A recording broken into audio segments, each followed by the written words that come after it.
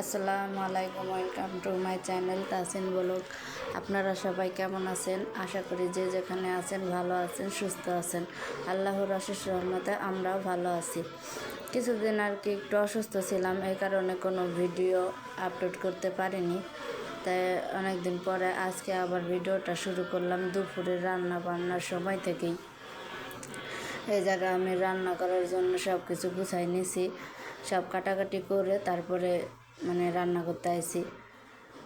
এই জায়গায় আমি যে পেঁয়াজ না, এটা রসুন ছেঁচে নিছি, আলু বেগুন কাটছি, তারপরে এ পাশে শাকও ধুয়ে নিছি, পেঁয়াজ মরিচ, আর এই জায়গায় ইলিশ মাছ দিয়ে আমি বেগুন দিয়ে রান্না করব আর শাক ভাজি করব। আর এই সাইড দিয়ে আমার ছেলে এই জায়গায় খেলা করতেছে একাই।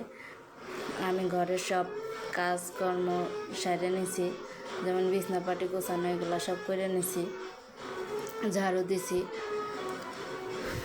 তারপরে সব কিছু গুছাইয়া আমি রান্না করতে গেছি। এই তো এখানে আমি কড়াইটা বসাই দিয়েছি রান্না করার জন্য। কিছুদিন একটু অসুস্থ ছিলাম, এই কারণে কোনো ভিডিও আপলোড করি নাই, ভালো লাগে না। শরীর ভালো না থাকলে কোনো কিছু করতে মন চায় না। তা আজকে একটু ভালো লাগতেছে, এই জন্য ভাবলাম যে ভিডিওটা করি। এই সাইডে আমি রান্নার জন্য কড়াইতে তেল দিয়ে দিলাম। আমি আগে শাকটা ভাজি করে নেব, এর জন্য কড়াইতে তেল দিয়েছি। এই তো রসুনও দিয়ে দিলাম।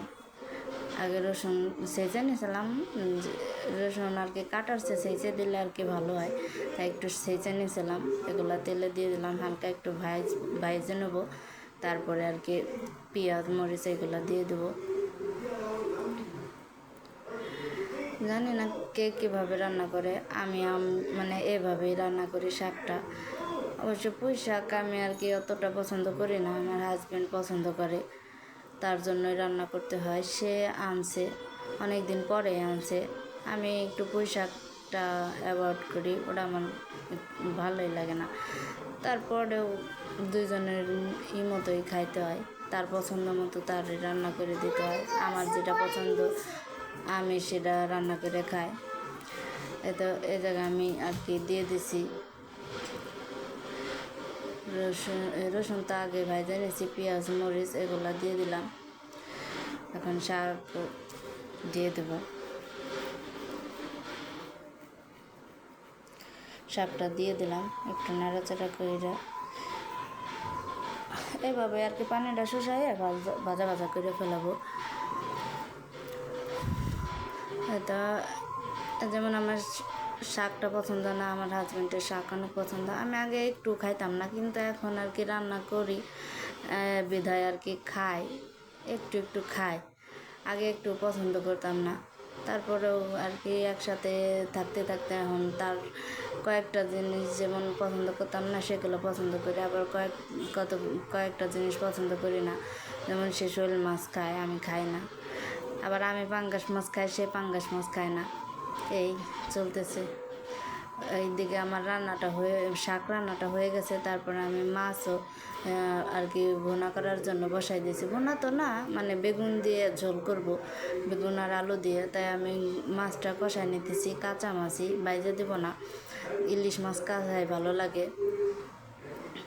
আর এখানে আমার ছেলে এখন খেলা করতেছে, ও অনেকক্ষণ খেলা করে এই সাইডে ওর খেলনাগুলো নিয়ে।